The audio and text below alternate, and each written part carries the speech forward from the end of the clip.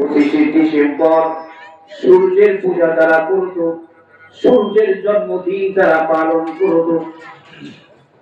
ভালো করে শুনেন রে মুসলমান, আজকে মুসলমান না জানার কারণে বড়দিন পালন করে, বড়দিনের আনন্দিত হয়, অথচ এই বড়দিন কোথেকে আসলো? 25শে ডিসেম্বর সূর্যের পূজা করত রোম দেশের মধ্যে।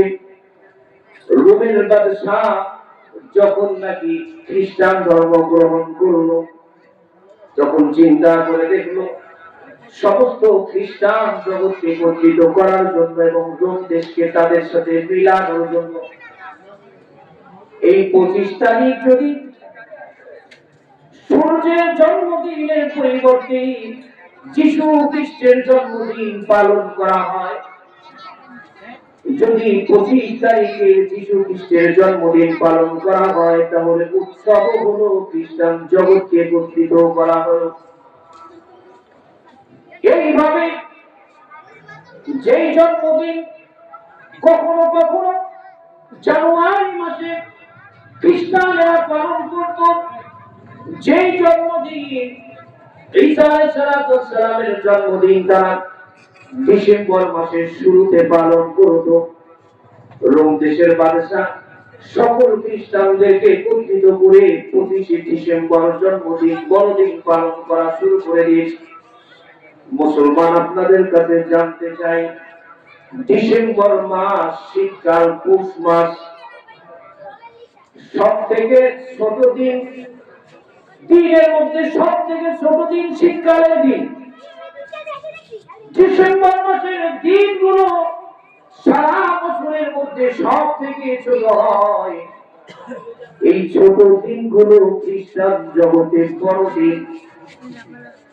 অথচ আল্লাহর কোরআন বলে, যখন নাকি হযরতে মারিয়াম আলাইহিস সালাতু ওয়াস সালাম যখন ঈসা আলাইহিস সালাতু ওয়াস সালামকে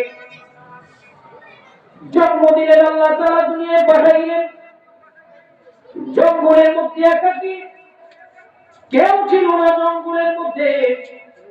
আল্লাহ তাআলা বললেন, ওয়াহুসি বিযি'ইন নাখলাতি তুসাফিক আলাইহি রুতাবান জানিয়া। ওই একাকী জঙ্গলের মধ্যে হযরতে মারিয়াম আলাইহিস সালাতু ওয়াস সালাম একটি খেজুর কাণ্ডে, খেজুরের গাছের সাথে হেলান দিয়া। আল্লাহ তাআলা বললেন, যে মারিয়াম, ওই খেজুর গাছের মধ্যে একটু নাড়া দাও। গাছের মধ্যে পাকা পাকা খেজুর দেখা যায়। খেজুর গাছের মধ্যে নাড়া দিলেন, আল্লাহর হুকুমে পাকা খেজুর গুলো ঝরে টপ টপ করে পড়তে শুরু করলো। তিনি সেখান থেকে খাইলেন, ফাকুলি ওয়াশরাবি ওয়াকরি আইনা। ওই খেজুর গুলো খাইলেন। আপনাদের কাছে প্রশ্ন হলো, সারা পৃথিবীতে শীতকালে কোথাও খেজুর পাকে না? কথা বলেন ঠিক কিনা? খেজুর পাকে গরমের সিজনে, খেজুর পৃথিবীর কোথাও ডিসেম্বর মাসে পাকে না। হযরতে ঈসা আলাইহিস সালাম পৃথিবীতে যেদিন এসেছেন শীতকালে নয়, খেজুর পাকার সিজনে, প্রমাণ হয়ে যায় তিনি দুনিয়ায় ভূমিষ্ঠ হয়েছেন শীতকালে নয়, ডিসেম্বর মাসে নয়, বরং গরমকালে। কথা বলেন ঠিক কিনা? এই জন্য 25শে ডিসেম্বর এই বড়দিন কোন মুসলমান মানতে পারে না। কারণ কোরআন থেকে হিসাব করলে দেখা যায় ডিসেম্বর মাসে এই শীতকালে ছোট দিনে হযরতে ঈসা আলাইহিস সালাম জন্মগ্রহণ করেন নাই। খেজুর পাকার দিকে হিসাব করে দেখা যায় তিনি গরমকালে জন্মগ্রহণ করেছেন। অতএব খ্রিস্টানরা যেমনি ভাবে তারা মনে করে হযরতে ঈসা আলাইহিস সালাম তাকে হত্যা করা হয়েছে, তিনি আল্লাহর সন্তান, এই যে ভুল চিন্তা চেতনা আকীদা তাদের মাঝে রয়েছে। অথচ আল্লাহ তাআলা বলেছেন, ওমা কাতালুহু ওয়া মা সালাবুহু ওয়ালাকিন শুববিহা লাহুম। হযরতে ঈসাকে হত্যা করা হয় নাই, হযরতে ঈসাকে শুলিতে চড়ানো হয় নাই, বরঞ্চ কিয়ামতের পূর্বে হযরত ঈসা আলাইহিস সালাতু ওয়াস সালাম দুনিয়ায় আসবেন। তার মৃত্যু হয় নাই, তো কি হয়েছে আল্লাহ বলেন, ওয়ালাকিন শুফিয়া লাহুম, আমি আল্লাহ তাদেরকে ঠাডায় ফেলে দিয়েছি। সুবহানাল্লাহ। আপনাদের কাছে জানতে চাই, হায়াত দেওয়ার মালিক কে? আল্লাহ। বলেন, এই যে আমাদের একটা জীবন দিয়েছেন কে? আল্লাহ আমাদেরকে হায়াত দিয়েছে। আল্লাহ বলেন এমন আল্লাহ, এমন কুদরতি আল্লাহ, তিনি দুনিয়াকে একটা সিস্টেমে পরিচালনা করেন, একটা সিস্টেমে চালান। আল্লাহ দুনিয়ার মধ্যে সন্তান দুনিয়ায় পাঠান বাবা এবং মায়ের মাধ্যমে। আল্লাহ তাআলা দুনিয়ার মধ্যে পশু পাখি সৃষ্টি করেন পুরুষ মেয়ে নারীর মাধ্যমে। কিন্তু আল্লাহ তাআলা তুই এমন সত্তাই সিস্টেমের বাহিরে গিয়েও আল্লাহ তাআলা করতে পারেন কিনা বলেন? পারেন। আরো জোরে বলেন, আল্লাহ তাআলা করতে পারেন কিনা? পারেন। সিস্টেমের বাহিরে গিয়ে আল্লাহ তাআলা করতে পারেন। পৃথিবীর মানুষদেরকে দেখায় দিলেন, পৃথিবীর মানুষেরা তোমাদের পিতা আদমের দিকে তাকাও, আমি আল্লাহ বাবা ছাড়া মা ছাড়া পৃথিবীতে পাঠিয়েছি। কথা বলেন ঠিক কিনা? আল্লাহ তাআলা বললেন হাওয়ার দিকে তাকাও, আমি আল্লাহ বাবা ছাড়া পৃথিবীতে পাঠিয়েছি। আল্লাহ তাআলা বলেন ও পৃথিবীর মানুষেরা রে, আমি আল্লাহর কুদরতের দিকে যদি তাকাও, একটা উটনি জন্ম হয় পুরুষ এবং নারী মিলনের মাধ্যমে। অথচ আল্লাহ তাআলা বলেন আমার কুদরতের দিকে তাকাও, একটা পাথরকে হুকুম করেছি, পাথর থেকে সালেহ আলাইহিস সালাতু ওয়াস সালামের উটনি বের হয়েছে, গর্ভবতী উটনি। বলেন না কে করেছে? আল্লাহ। আর এই পানি তো বের হওয়ার জন্য ঝরনার প্রয়োজন হয়, পানি বের হওয়ার জন্য কলের প্রয়োজন হয়, পানি তো নদীর মধ্যে থাকে। কিন্তু আল্লাহ তাআলা বললেন মুসা আলাইহিস সালামের পাথরকে, পাথর আমার নবী মুসা পাথরে তোর উপর আঘাত করলে পানি বের হয়ে যাবে। আল্লাহ তাআলা অস্বাভাবিক পাথর থেকে পানি বের করে দেখায়া দিলেন। আল্লাহ তাআলার স্বাভাবিক নিয়ম হলো পানিতে ডুবায়া ফেলে, পানি ডুবায়া ফেলবে, এটা হলো পানির স্বাভাবিক নিয়ম, সাধারণ নিয়ম। কিন্তু আল্লাহ তাআলা মুসা আলাইহিস সালামের পানিকে হুকুম দিয়ে দিলেন, রে পানি, আমার মুসা যখন তোর উপর আঘাত করবে তুই ডুবাবি না, বরং তুই মুসার জন্য রাস্তা হয়ে যাবি। সুবহানাল্লাহ। আগুনের স্বাভাবিক নিয়ম হলো পোড়াইয়া দেয়, কিন্তু ইব্রাহিম আলাইহিস সালামের আগুনের দিকে তাকায় দেখেন, যখন আগুনের মধ্যে হযরত ইব্রাহিম আলাইহিস সালামকে আগুনের মধ্যে নিক্ষেপ করা হলো, আল্লাহ তাআলা আগুনকে বললেন কুলনা ইয়া নারু কুনি বারদাও ওয়া সালামান আলা ইব্রাহিম। আল্লাহু আকবার। আল্লাহ তাআলা বললেন যে আগুন স্বাভাবিক নিয়ম দিয়েছি, জ্বালাবি পোড়াবি, কিন্তু আগুন রে আমার ইব্রাহিমের জন্য আরামদায়ক হয়ে যা। কোরআন সাক্ষী দেয় আল্লাহ তাআলার হুকুম পাওয়ার পরে যে আগুনের মধ্যে এত চাপ ছিল, ওই আগুন আরামদায়ক হয়ে গিয়েছে। আল্লাহু আকবার। বলে এগুলো পারেন কে? আল্লাহ। যে আল্লাহ তাআলা স্বাভাবিক নিয়মের আগুনটাকে ঠান্ডা করে দিতে পারেন, আরামদায়ক করে দিতে পারেন, যে আল্লাহ তাআলা বাবা মা ছাড়া আদমকে দুনিয়ার মধ্যে পাঠাইতে পারেন, যে আল্লাহ বাবা মা ছাড়া হাওয়া আলাইহিস সালামকে দুনিয়ায় পাঠাইতে পারেন, যে আল্লাহ তাআলা পাথর থেকে পানি বের করতে পারেন, যে আল্লাহ তাআলা পাথর থেকে উটনি গর্ভবতী উটনি বের করেছেন, জমিনে আসার সাথে সাথে বাচ্চা প্রসব করেছে, যে আল্লাহ তাআলা এগুলো পারেন, যে আল্লাহ তাআলা পানির মধ্যে রাস্তা করতে পারেন, এই আল্লাহ তাআলার কুদরতি নিশানার মধ্যে একটা নিদর্শন হলো বাবা ছাড়া হযরতে ঈসা আলাইহিস সালাতু ওয়াস সালামকে আল্লাহ তাআলা বাবা ছাড়া দুনিয়ার মধ্যে পাঠিয়েছেন। সুবহানাল্লাহ। সুবহানাল্লাহ। এগুলো পারেন কে? জোরে বলেন পারেন কে? এজন্যই আল্লাহ তাআলা বলেছেন পৃথিবীর মানুষ আমি আল্লাহ যদি বলি কুন ফায়াকুন, আমি আল্লাহ হলাম এমন সত্তা, আমি আল্লাহ হলাম এমন সত্তা, আমি কোন বলতে দেরি হই ফায়াকুন সাথে সাথে হয়ে যায়। কথা বলেন ঠিক কিনা? আমার বাবা যে এই জন্য বলতেছিলাম এই বড়দিনের অস্তিত্ব, এই বড়দিনের অস্তিত্ব নরবর যেদিন তার জন্মদিন পালন করে এই জন্মদিনের অস্তিত্ব নরবর। অতএব কোন মুসলমান এই বড়দিনের শুভেচ্ছা জানাতে পারে না। কথা বলেন ঠিক কিনা? মুসলমানের জন্য এটা সম্ভব না। আবার সামনে আসতেছে কি যেন 31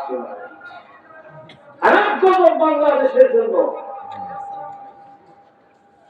অনেক যুবকরা মনে মনে প্রস্তুতি নিয়ে আছে কোন জায়গায় কোন প্রোগ্রাম করবে।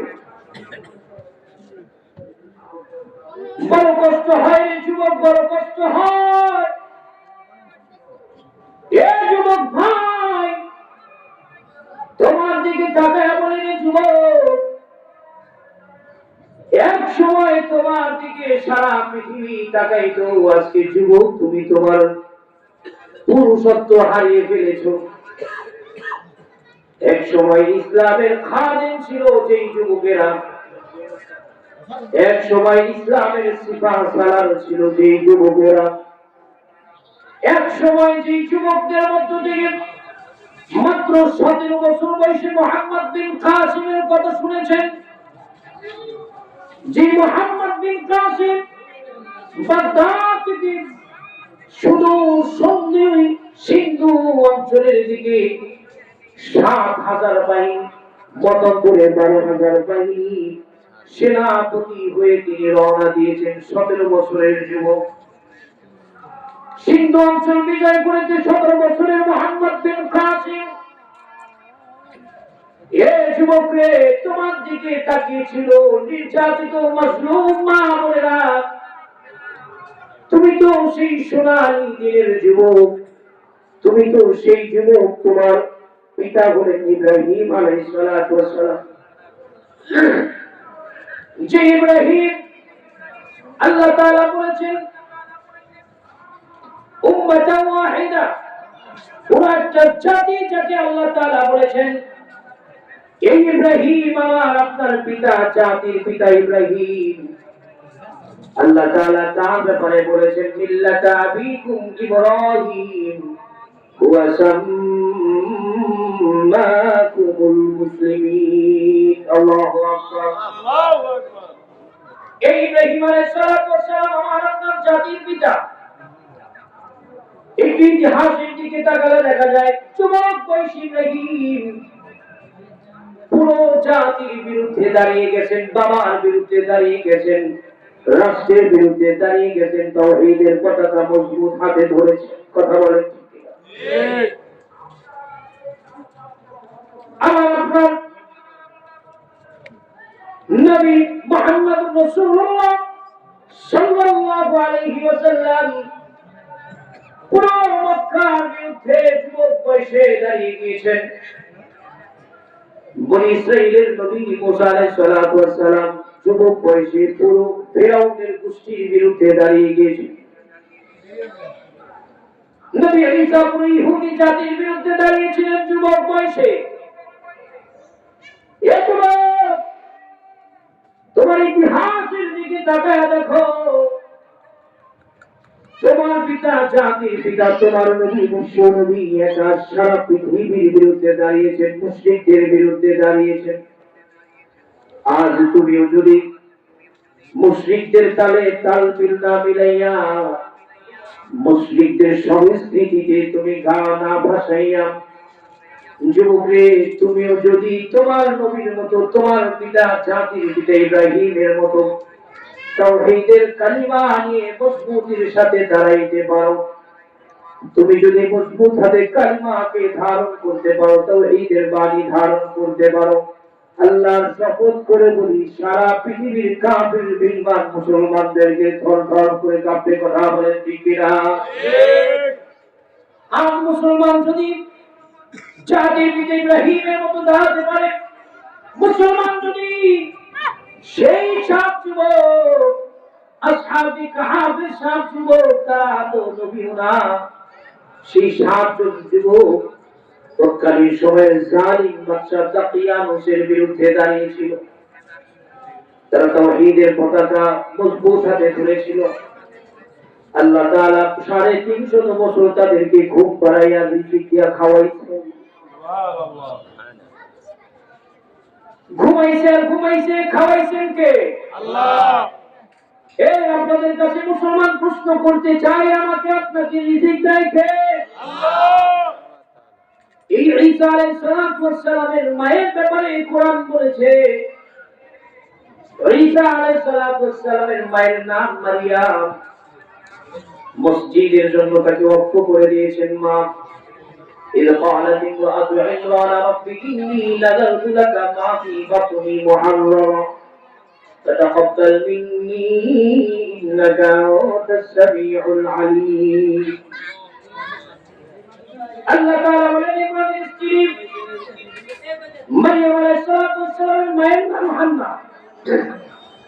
এই হান্না আল্লাহর কাছে কি মান্নত করেছেন, আল্লাহ আমার পেটে যে সন্তান আসবে, আমি তো পরীক্ষা নিরীক্ষার ব্যবস্থা নাই, পরীক্ষা করতে পারি না, জানিও না এটা ছেলে হবে না মেয়ে হবে, কিন্তু আমার ইচ্ছা হলো আমার যে সন্তানটা দুনিয়ায় আসবে, আমার এই সন্তানটাকে তোমার জন্য আমি ওয়াকফ করে দিলাম। সুবহানাল্লাহ।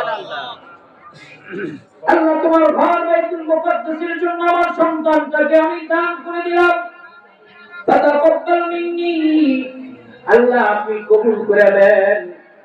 এই জন্য আমল কইরা কবুলের জন্য দোয়া করতে হবে। আল্লাহ নামাজ পড়ছি কবুল করে নেন, রোজা রাখছি কবুল করে নেন, আমল করে দোয়া করতে হবে, কারণ আমল করাটাই যথেষ্ট নয়, কবুল হওয়াটাই হলো মূল বিষয়। কথা বলেন ঠিক কিনা? ভাই আমার ভালো করে বুঝুন, আমি আপনি আমল করি জানি না, আমি আপনি নামাজ পড়ি জানি না কবুল হচ্ছে কিনা।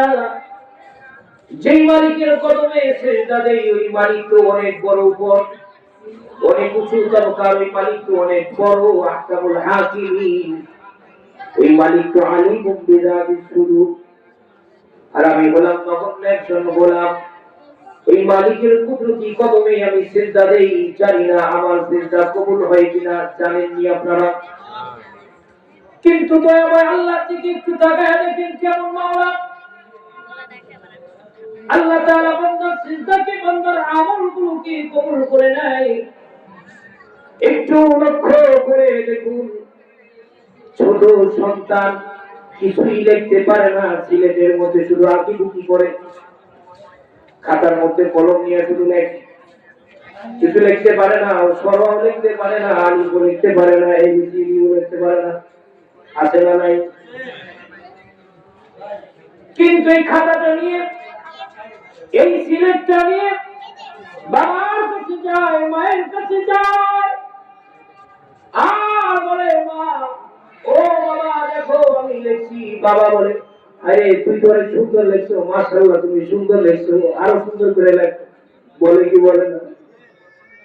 মুসলমান কথা বলবেন, বলে কি বলে না? সন্তান আসলে কিছুই লিখতে পারে নাই, বাবা বুঝে, বাবা ছাড়ে সন্তান কিছুই লিখতে পারে নাই, কিন্তু তারপরেও বাবা খুশি হয়ে যায়, মা খুশি হয়ে যায়, পাঠায় দেয় বাচ্চাটা সুন্দর হয়েছে, আরো সুন্দর করে লেখা। আর এই যে মালিকের কদমে সিজদা দিলাম, জানি না কবুল হচ্ছে কিনা, কিন্তু একটা আশা। ওই মালিক হলেন রহিম, ওই মালিক হলেন রহমান। যে মালিকের কদমে সিজদা দিচ্ছি, জানি না আমার সিজদা গুলো কবুল হচ্ছে কিনা, কিন্তু আশা আমার মালিক বলবেন যে বান্দা, যা ছোট সন্তান লিখতে না পারার পরেও বাবা মা যেমন খুশি হয়ে যায়, ও বান্দা তোর আমলগুলো ইখলাস সহ ছিল না, ও বান্দা আমি আল্লাহ তোর কলমের দিকে তাকায় দেখছি, তুই সিজদার মধ্যে গিয়ে বান্দা দোকান দিয়ে চিন্তা করেছো, এ বান্দা যেমন সঠিকভাবে ওযুটা করা দরকার ছিল করতে পারো নাই, যেভাবে কোরআন তেলাওয়াত করার কথা ছিল করতে পারো নাই, এ বান্দা রুকু সিজদাটাও ভালো করে করতে পারো নাই, এ বান্দা কিছু টাকা দান করছো, ওই দানটাও ভালো করে করছো মানুষকে দেখানোর জন্য। বলেন না সেনা? আল্লাহ বলবেন রে বান্দা,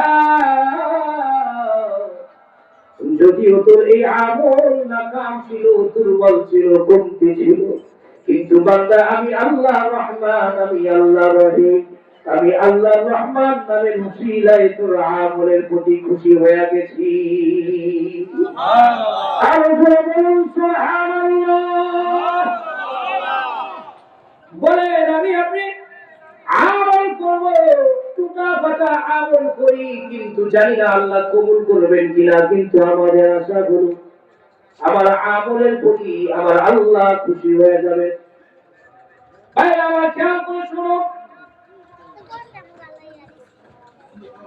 আল্লাহর বান্দা লক্ষ্য করে শুনো, হযরত মারইয়াম আলাইহিস সালাতু ওয়াস সালাম আল্লাহর কাছে দোয়া করলেন, আল্লাহ যে সন্তানটা পেটের মধ্যে আছে আমি জানি না ছেলে না মেয়ে, তবে আল্লাহ আমার এই সন্তানটাকে আপনার ঘর বাইতুল মুকাদ্দাসের জন্য অক্ষ করলাম, খাদেম দিলাম, আপনার দ্বীনের জন্য অক্ষ করে দিলাম। আল্লাহ ফাতাকাব্বাল মিন্নি ইন্নাকা আনতাস সামিউল আলিম, আপনি আমার এই হাদিয়াটুকু কবুল করে নেন। আমরা অনেক সময় অনেক মা অনেক বাবা সন্তান হইলে চিন্তা করে আমার সন্তানটাকে কোরআনের হাফেজ বানাবো, কথা বলেন ঠিক কিনা? আছে না নাই? আমরা চিন্তা করি সন্তানটাকে কোরআনের হাফেজ বানাবো, চিন্তা করতে হবে।